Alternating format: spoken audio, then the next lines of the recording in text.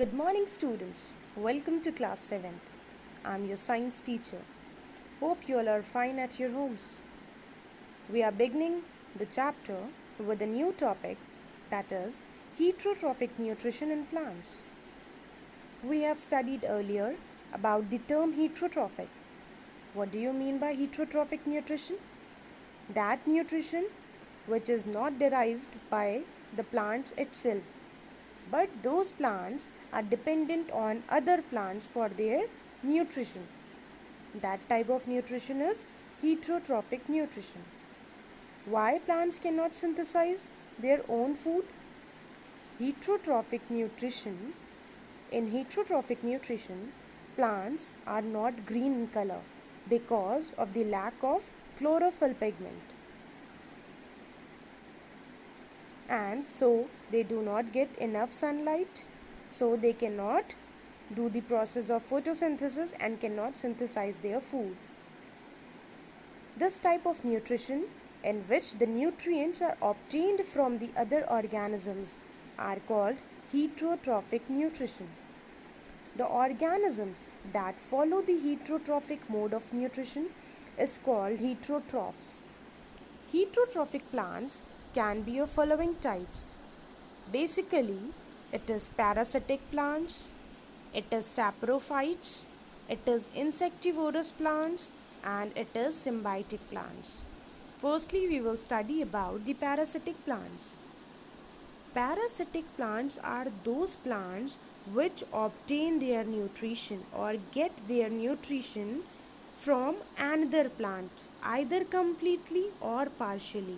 Means they are dependent on other plant, either completely they are dependent on other or partially they are dependent on other plant to obtain their nutrition. That type of plant is known as parasitic plant. And the plant which provide them nutrient is host plant. But here the host plants get deduction in their growth because of the parasitic plant. It slows down the growth rate because of the parasitic plant. Now, what are the examples of parasitic plant? There are basically Cascata, Rafflesia. These are complete parasite.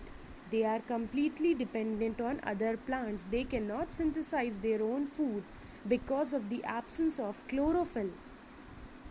They cannot do photosynthesis. But there is a plant called mistletoe which is green in color and can carry out photosynthesis. Still, this plant cannot produce their own food. This plant mainly absorbs water and minerals from the host plant. That is why this type of plant is called partial parasite. It is not complete parasite, but it is partial parasite. The next type of plant we will study is saprophytes. Sapro terms means dead. So those organisms or those plants which are dependent on dead and decaying plants and animals for their nutrition, they are called saprophytic plants. You can see in the book, organisms that obtain nutrition from the dead and decaying birds, plants and animals are called saprophytes or saprotrophs. This kind of nutrition is called saprotrophic nutrition. Then what is the example of saprophytic plant? There is an example called fungi. Fungi are the example of saprophytic plants. Fungi produce an enzyme that can break down the plants and animal matter into liquid, which can be absorbed by the root-like structures called mycelium. But an interesting thing to note is, fungi were earlier thought to be plants, but nowadays they are categorized into a separate group of their own. Nowadays they are not in a category of plants. Earlier they were in the category of plants. Okay. The third type of plant we will study in this is insectivorous plants.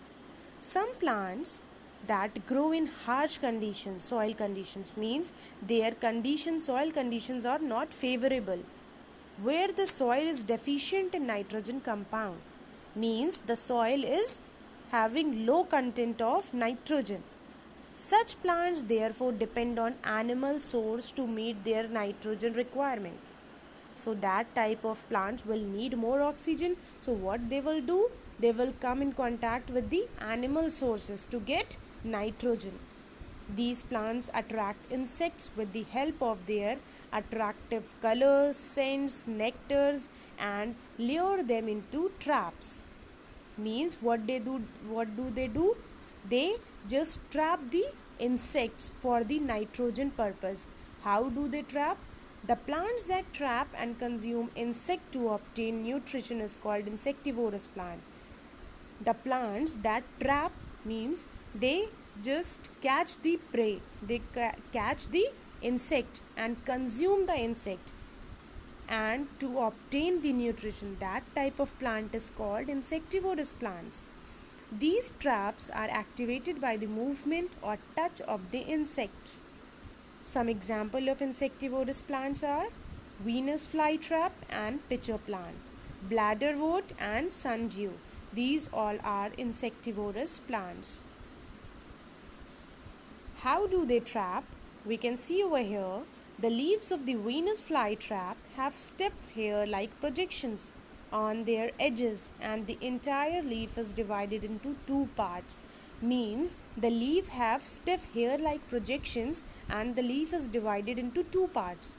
If any insects come in contact or touches the leaf soon closes down, trapping the insect inside it.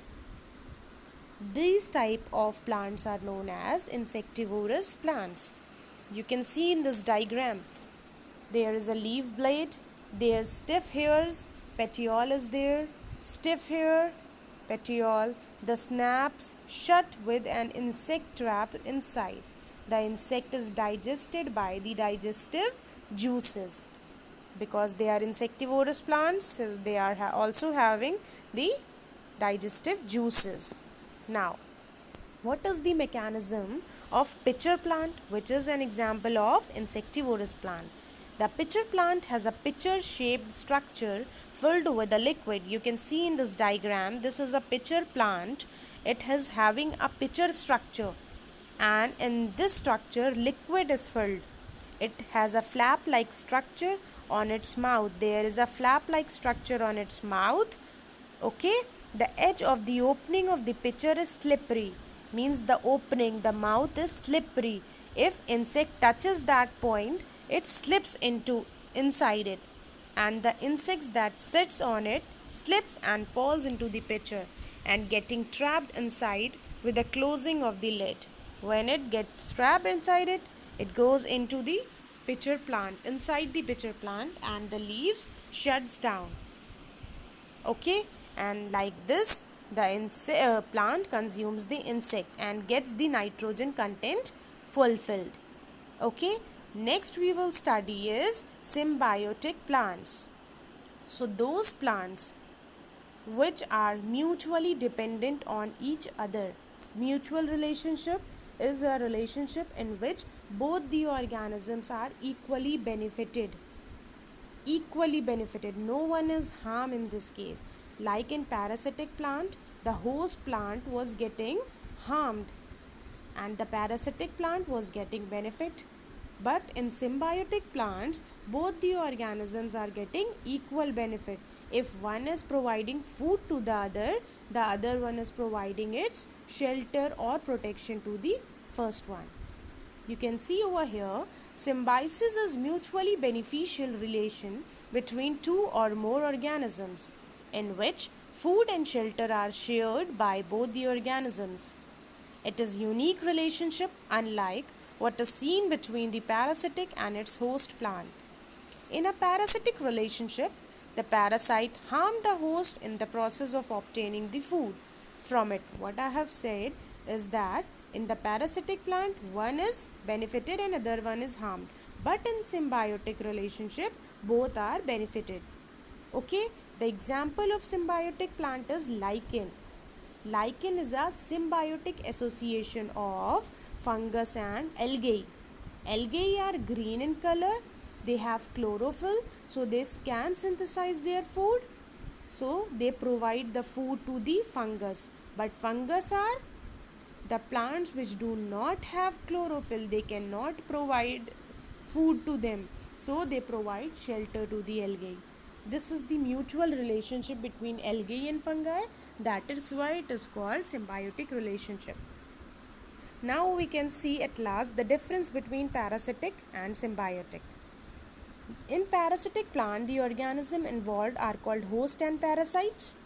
Means there are two types of organism, one is host and other is parasite. But in symbiotic, both are called symbionts. In parasitic relationship, parasite is benefited and host is harmed. But in symbiotic relationship, they are mutually benefited.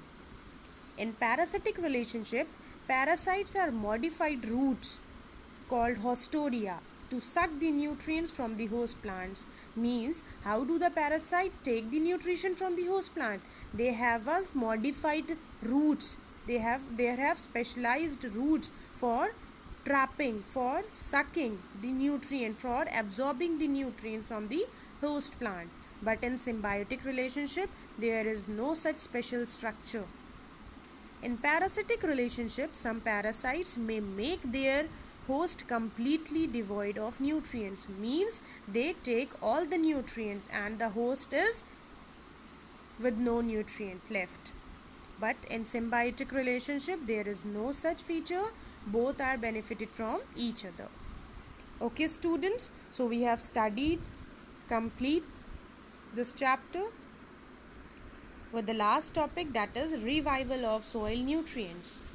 That means plant absorb nutrients such as nitrogen, potassium, phosphorus from the soil to for their survival. Means plant needs certain type of nutrients which are essential for their survival. That type of nutrients are nitrogen, potassium and phosphorus. But if the soil is not rich in these nutrients, it will result in lesser yield of the crop. Means if the soil are not having this type of nutrients, so it will be not good. It will not yield good products. Okay. As a result, the farmer will suffer a huge loss. Since the same land is used for repeated cultivation of crops, farmer used fertilizer to replenish the soil to ensure good yield. So what do the farmers do to replenish the soil? They use fertilizers. Fertilizers are the chemical medicines given to the plant for the better yield of crops. Okay, now there is some leguminous type of crops. What do you mean by leguminous crops? There are some leguminous plants which contain nitrogen in their root nodules because they have a bacteria called rhizobium. These bacteria are present in the roots of those leguminous plants. So the bacteria is present in the roots of leguminous plants. These bacteria convert the atmospheric nitrogen, means it absorbs the nitrogen from the atmosphere and it convert into soluble form that can be absorbed by the roots. Now that bacteria have absorbed the nitrogen from the atmosphere, now it will make it soluble and transport it to the roots. The plant provide nutrients to the bacteria.